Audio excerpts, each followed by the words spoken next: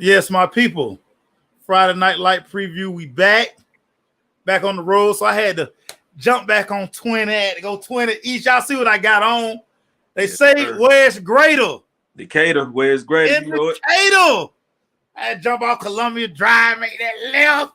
Yes, sir. Head on down there, holler at my boy G Barnett, head coach of the Columbia Eagles. Coach, you been in the news and all that good stuff. We'll get all that stuff later. What's good, my guy? Hey, what's up with you, man? Hey, I appreciate you for, inviting me back to the show. It's always a pleasure, to get with a real one such as yourself. I appreciate you repping that Decatur where it's greater. Hey, man. Hey, one time for the one time. And we talked about that the last time I was on the show, man. We on the 20 side of things, man. On the 20 side of things, everybody. Not 20 where y'all 20 east. On the east. Yeah, east side. Yeah. Oh, appreciate you for having me, man. Always, Coach. You guys, before we even get to the football thing, one of the things that we always talk about as coaches, as parents, your athletes, we talk facilities. We always talk about how we can bridge the gap with the facilities. Well, you were blessed this offseason to have a famous alumnus come through and show the program love. Future came through and he did some stuff that was probably much needed for your program, Coach. I want to just talk about that and how big that was for him, especially because all the kids rock with his music. So for them to be able to see him and him basically say, "Hey, listen, I'm here." Just talk about that for a second, Coach. Man, it definitely was a blessing. It's always a backstory to the story. So Future is one of my close friends. His sister is also one of my close friends as well. His sister, his mom, and they all went to Columbia. So he has a deep history, at 2106, and he's always supported me over the years with, uniforms and different things that we have needed. And he was like, man, I want to do something big for the kids, man. Like, what do you really need? Of course, I just like, man, weight room. You know what I'm saying? He would say, what? I said, a weight room, So he sent this sister who was over his foundation, the Free Wishes Foundation. They surveyed what we need, and man, they got the ball rolling. And in a month's time, man, we had a brand new weight room, man. So it has definitely paid dividends. I'm grateful for it. The kids were definitely excited, able to meet them, speak with them, dap him up and just get advice from him. And it felt good for him as well, coming home and seeing the looks on those kids' faces. So that's always what it's about. He's always been helpful to me and to others. So I appreciate him for that. I always salute him, man. And it's crazy because when we talked last year and kind of our pre-show talk, and you talked about how he's involved in a lot of people. I always love these type stories because we don't never get to hear that side of it. Correct. And like you say, he just a phone call away for the program. So, Coach, that's just a wonderful thing. And I'm sure the kids truly appreciate it. Like I say, I follow a few of your kids on Twitter and Instagram, and I can see some of the improvements that the weight room has provided for those guys. Hey, man, my kids, man, they beating the weight room down. Actually last season, one of my offensive coordinator, he's also a professional bodybuilder. He used to be a professional bodybuilder. So he's all about, how they're lifting, what they're lifting, and things of that nature. So last season, we implemented, a little bit more seriousness within the weight room, and it paid dividends. We went to the second round, So, this year with it being, having much more efficient equipment, man, I can't keep them out of there, man. So I'm hoping that I'm knowing that it's going to pay dividends. Right. Just, grateful, like I said, and the kids are too, man. So we just taking care of it. And by him, giving that donation, that huge donation, it's kind of steamrolled an abundance of support within our community, which I'm trying to, do anyway. That's a beautiful thing. You talked about the strength and conditioning coach. I always like to start these interviews with the coaching staff. Though you guys, as a coach, I don't think people understand the amount of time that you guys give the kids, that you pour in. I mean, parents can drop the kids off at whatever time training starts, and basically knowing that the kids are in good hands all day. Got to get love to the coach staff. Start with your coaching staff, Coach. Man, my coaches, man, I'm very grateful for these group of men that decided to work with me. We pretty much retained everybody. We've been together for quite some time. My assistant head coach, offensive coordinator, Eric Brin, went to Hampton University. You know, he's a national champion. My O-line coach, Coach Daryl Brown, went to Grambling, also has a national championship. Shadell Bell, you know, who's also a Columbia alumni, has a national championship with Clemson. I have Teron Prescott. He played, you know, first team all ACC at NC State. He's also a Columbia alumni. Jaquez Jackson graduated from Clark Atlanta University, Columbia alumni. My defensive coordinator, Chris Swain. We've been working together for a while, played in Mississippi State. You know, so a lot of my coaches, well, all of my coaches have played ball on the next level. You know, some of them have had the opportunity to be, you know, national champions. And it's just a blessing when you get a bunch of guys who share the same vision. You know, we work well together, just like chemistry is important with the team and the kids is also important with the gentleman that's helped leading the team. So I consider us more so like family, man. So we have a family-oriented, you know, environment. We try to keep it light and keep it cool within, you know, everything that's going on. So my coach's big time salute. It is a grind. You know, we spend a lot of time away from our families. You know, I'm fortunate enough, blessed to have a football wife who's understanding and who's right. That's the best big. That's big. Man, you know, I'll come home, man. The wife will have food ready for me. You know what I'm saying? She'll tell me what happened at the game. You know, so it's just exciting when you have someone that's you know supporting your vision and your goals. So it's all about that team, man. So we're gonna start on the offense side of the ball, of course. I love to start in the trenches, man. Though the big athletes, like I like to call them, these are the guys that make everything go in the program. We can't do nothing inside, outside without them boys up front. Give some love to your offensive line, coach. Man, I'm gonna give all the love to the offensive line, man, because that's the foundation. No matter what kind of house you have, if they built on some solid foundation, it's gonna crumble. You know what I'm saying? Believe that. So my O line, you know, I'm returning 2 guys, so I'm gonna have 3 new starters. You know, so this summer has been detrimental to our development because you know we got some new pieces within, but they have had experience from playing last season, but now is their time to shine. Summer's been going good. They've been getting stronger, been getting faster, you know, understanding the concept of what we're trying to do. So got to show love to those big guys. And then on my defensive line side of the ball, I'm losing a superstar, Marquez Harris, who actually led the state of Georgia in sacks last year. Yes, he did. He'll be going to Tuskegee, which they definitely get in the gym within him. But I have another young man. I have another defensive end on the line, Kenyon Partridge, man. He's been picking up a lot of steam. A lot of schools have offered him a scholarship and things of that nature. So I'm looking for him to hold down that defensive side of the ball for me too. So we should be good in the trenches, you know. My big guys, man, they've been working hard. You know how it is. Every year you have a couple of big guys who huffing and puffing, can't really really want to be stubborn, things of that nature. But for the most part, man, my guys been working hard, man. They want to prove that we can carry this team as far as we can go, and they know this is gonna be on their back. So I love my big guys, man. I love talking skill guys, especially when we talk about we talk about Decatur. It's never a shortage of skill guys anywhere out there on the east side, coach. Let's talk about your wide receivers, coach.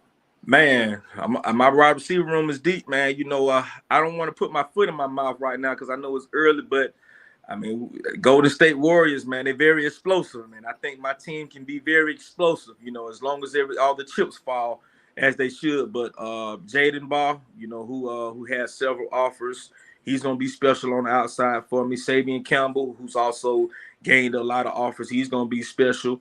I also have Avion Jackson.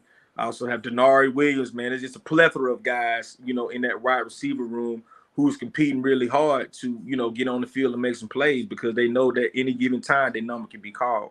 Right. Got to talk trigger man, coach. This is the one position I always tell everybody, it's like the president. Yeah. A lot of credit, a lot of blame, but your administration is always going to be judged. I mean, it is what it is. Wins and losses, you the guy who touched the ball every play. So as a head coach, you know, you try to take the bullets for your staff, you know, and your team. You know, anything that's going wrong, they're always going to point the blame to the head coach. And it's the same thing with the quarterback position. You know, if it's not going right, if it is going right, it's the quarterback. So Elijah Morgan, this will be a senior year. He's going to be a 3-year starter. He's definitely turned the corner. I just told him this yesterday that he turned the corner, you know, over the summer, man, over the spring and the summer. So he's been trajecting to go upwards, man. So I'm expecting him, to have a lot of success by giving our guys the balls. We went out, we got a couple new pieces out, that we can utilize. So I'm just looking forward for him just carrying the team. And I told him today, actually, that we're going to go as far as he's going to take us, because they're going to be some games. Like I said, we're good, everywhere else. We're good, you know what I'm saying? But he's going to have to make some throws that's going to make us great. So, it's funny. It's funny you say that, because we, as a coach with our quarterback, we you can always tell when that light come on. We always looking for that light come on where you be like, ha, he got it. He's about there, man. Like he's been doing his thing, man. We've been, going to some 7-on-7s at a few different colleges and doing 7-on-7s around. Even though I know 7-on-7 is not the actual game, but it does get him some visuals of what we're looking for. So it's just a better understanding of our concepts. Like I said, third year within the offense, man. I'm looking for him to take us a little bit further this year. Let's talk about the running back position, Coach, again. It's never going to be a shortage of skill guys out there on the east side, Coach. Decatur, yeah, I mean, you just close your eyes. You can just trick them. Talk about your running back position, Coach. Yeah, this is true. You know what I'm saying? But I'm willing to bet that my guy it should be one of the top guys in the state. You know what I'm saying? And I have my running back room is also full, but they understand that, they're brotherhood. We split carries. So last season I had 2 guys that rushed for over 1,000. Royce Tolbert, he ran for over 1,200 yards, only on 90 carries, and he had 20 touchdowns. So this boy here real special, man. That's home run. He ain't home run. Hey, it's a lot of kids that get a lot of love, and he's definitely underrated, and he has a chip on his shoulder. You know what I'm saying? But in every coach that comes my way, I always tell them that he's definitely a hidden gem that somebody wants to get. Lamar Williams is another young man who I'm expecting big things from. He made the first team as a defensive player last year, so he's electrifying with the ball in his hand. Roland Edwin, I'm expecting him. He's another workhorse. Like, we have different types of backs that we plan on using. Those guys understand that any given time the number can get called, man. So we just try to play unselfishly and play for the team, and hopefully we can go far with that. So yeah, my running backs, looking forward for them boys to make some noise this year, for sure. Now let's turn around defense. You already told us about your defensive line. Let's talk about those linebackers, Coach. Them the guys that's got one job. They out there knocking people's heads off. Let's talk linebackers, Coach. Man, I got a special kid. He came all the way from the West Coast. Michael Montgomery, man, he's definitely gonna be a problem in the middle, man. He's came in from the West Coast and picked up offers from Georgia Tech, Arkansas, South Carolina. So he's the real deal. So I'll have him in the middle, along with Jaden Ball, on the outside. Kadarius Bailey, who's another young man. Chris High, who can, stick in there, get his nose dirty with that linebacker position. So, like I said, man, hopefully with the pieces that we have, man, I'm just looking forward to everything falling in place, praying for an injury-free season. And hopefully we can take this thing far, man. Got to talk secondary. As a wide receiver, I really don't like DBs, but they are very essential to the defense, because they are like that last line of defense. Mm-hmm. Somebody catch out, corner, safety. Somebody got to go get him. Man, talk secondary. Secondary, man, I'm expecting big things from one of my young players. He'll be a rising junior, I believe, but he didn't play last year. Shantez Starks, man, he has had an exceptional spring. He's been doing pretty well for us, over the summer. So on the secondary, on the back end, man, we're gonna be fine. Just gonna have to be a lot of communication. I got a few new pieces on the back end, but we're gonna be fine, man. I'm trusting my coaches, I'm trusting in my scheme, and that everybody's gonna do their job. So yeah, we'll be fine on the back end as well. And of course, I know you are big, especially when it comes to your return game, special teams being special, Coach. Talk about special teams.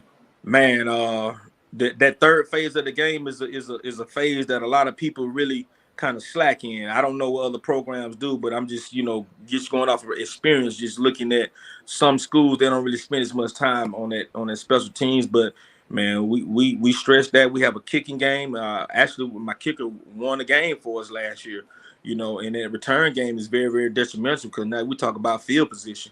You know what I mean? So man, we definitely spend a lot of time on our special teams. So I'm just looking forward to the season, man. I just want everybody to be healthy, continue to have fun, continue to grow over the summertime, man. So, and we got a gauntlet of our schedule, man. We got a pretty tough schedule ahead. So everything that we're doing up until this point, I tell my guys everything is for the back end, man. You know what I'm saying? So right. We're going through the fire right now. So we're going through the fire so we can, be able to stand tall at the end. And it's funny you talked about you guys. Of course, you made the playoffs. You get to the second round. How does that fuel the guys for 2022? Understanding you see how this feel. This ain't a good feeling, especially though when the season over.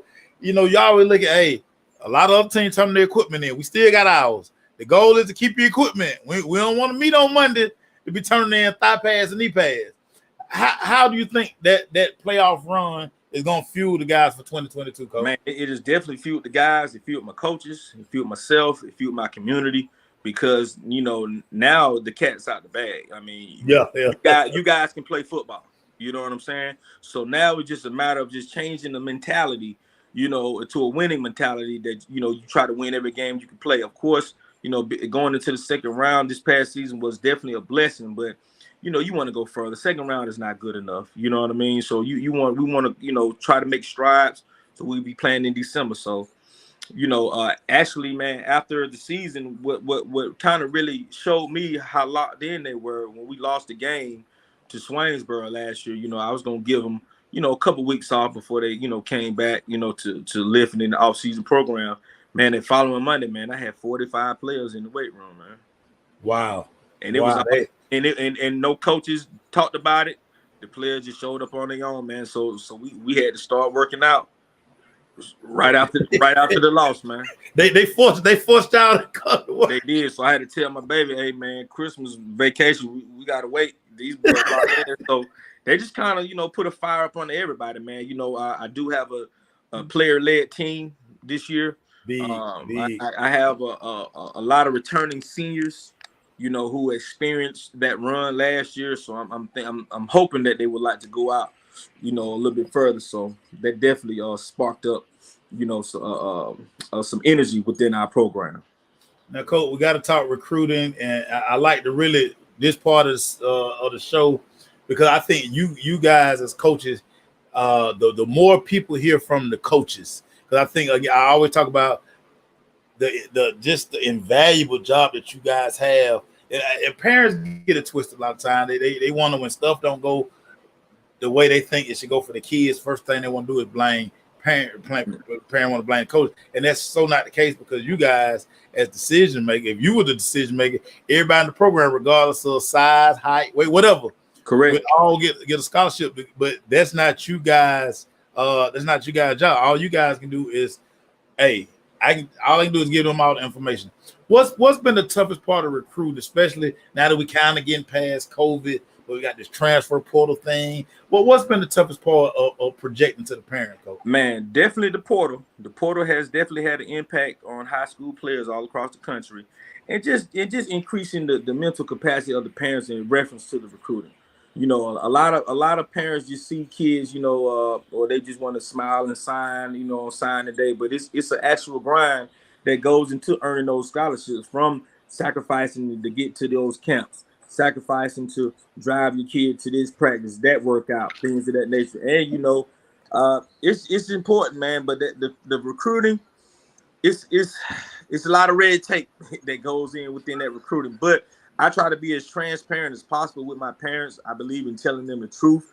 And the truth does two things, man. Either it hurts your feelings or it sets you free. And if you can be accountable and accept the truth, then we can get the work done. Because, you and I both know, of course, they're looking at size and things of that nature, but that's not always the case. You know what I'm saying? So you just have to, I tell my high school players now, if you want to play it on the next level, on the collegiate level, you got to already be a college football player right now. You can't wait until you walk on somebody's campus and decide that's when you want to turn into a college player. Right. You have to walk it like you talk it. And the parents have to be supportive in your drive, and it has to be an open line of communication, and that's real, that's trustworthy and transparent, man. So that's kind of my take on that recruiting, man. What's the biggest piece of advice that you try to impart to your kids on a daily basis? Especially like right now in the summertime, because this is where everybody is grinding. This is where everybody's getting better as we load up for the season. What's the biggest piece of advice you give to the kids? Take care of your body. Take care of your body. Make smart decisions off the field. You know, I teach my kids about the football gods. You know what I'm saying? Like you can't cheat the game. If you cheat the game, you expecting something out of it, you're in the wrong business. You know, it's not gonna work. Not gonna work. You can't cheat the game. If you have aspirations of going, you know, to these places and doing these great things, you have to put yourself in position, and you have to be dedicated. And it had to just be you. So, like I said, just being transparent with them and motivate them at the same time, and also having a staff of guys that have, you know, actually played at Columbia, walked the walk, and is successful at it. You know, even with my older players that is in college, I always make sure that they make time to come back, video calls, things of that nature, man. And, you know, I got a couple of buddies of mine who play high school with me that's coaching at the next level in college. So I would try to have those guys to reach back and just try to just keep that light on. You know what I'm saying? And just let them know that, man, it's very possible for you to make it out of here, man. So I just try to communicate with them and just keep it real with them. Last thing for you, Coach. We're on this side of town. We're North Georgia, especially in the metro area. We have it's a train on every corner. It's you know, you can go to especially whatever you want. You can find it in Metro Atlanta. Mm-hmm. What are some of the things that you tell your kids? 'Cause I know they come ask you, hey, Coach, should I go get some work outside of what we're doing? How do you handle that part of it, Coach?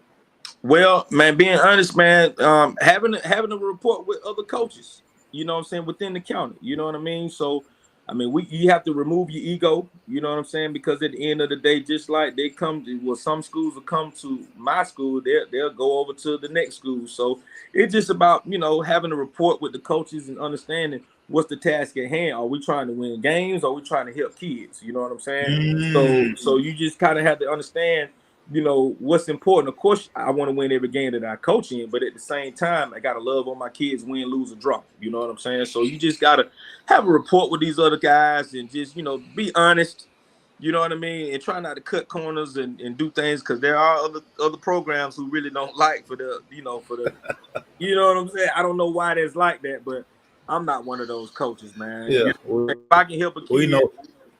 Yeah, we definitely know some of those guys. But like I said, if I can help a kid that's at another school, especially knowing that he has some talent, if this school is looking for this particular talent, and I know I don't have it to meet their needs, and they're asking me who else has it, man, I tell them, man, that ain't no big issue, man, for me.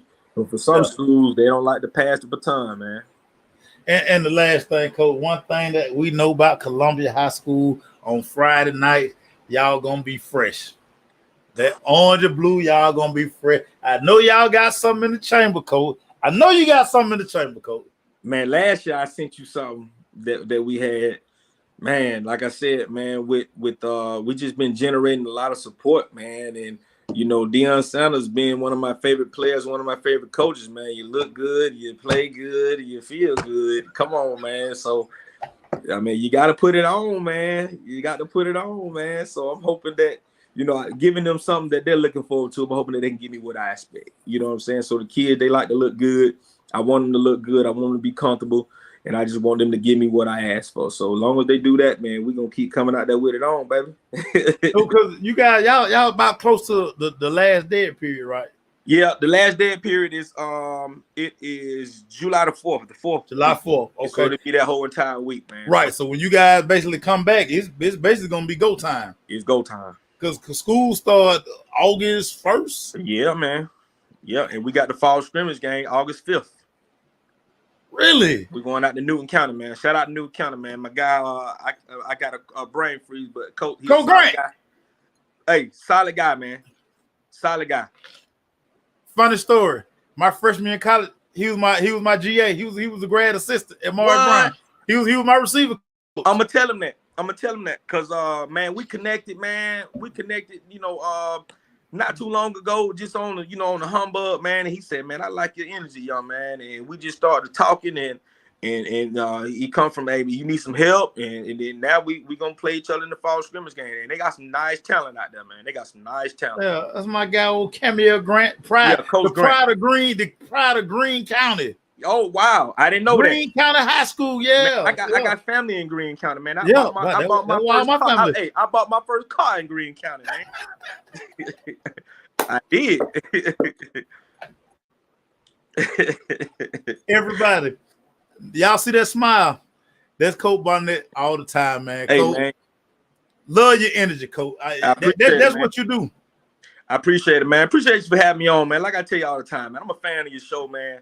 I always try to check in, tap in, see what these coaches talking about. Maybe try to grab something from them, just a little piece of information. You know what I'm saying? And just work off of it, man. It's a community thing, man, and it's like a fraternity, man. You know what I'm saying? And when you come across a real, man, you just want to stay connected. And I can see that you a real, so I salute you. Hey, man, everybody, Columbia, Decatur, where graded 20E. Get out there, Columbia Drive. Yes, sir. Ain't it left, everybody? Ain't it left? Right down on the right hand side. Come holler at me at 2106, man. I'm gonna hit my photographer. She told me, she like, we gotta go to Columbia. I say, we gotta go to Columbia. Yeah, I'm gonna let you know. We're gonna pull up on you soon. Hey, pull up on me, man. We're trying to do some things different, man. Culture change, man. So I'm excited about the season and about our. I want to come do some curls. Cause Future, my favorite running song, F and N. So you know what I'm saying. I just want to play that while I'm doing some curls. Hey, man, he blessed us with the speakers in there, man. It sounds like you in the studio when you're working out in there, man. Hey, it just gives us energy, man. It just gives us energy, man. So them kids, they be excited to get in that weight room, man. So all the way down to my young kids, man. They be throwing it up too. I love it. Everybody, Columbia Eagles, Greg Barnett, Coach. Appreciate you, my brother. I appreciate you having me on, man. Y'all have a good day. Me and Coach, we gone. Peace out.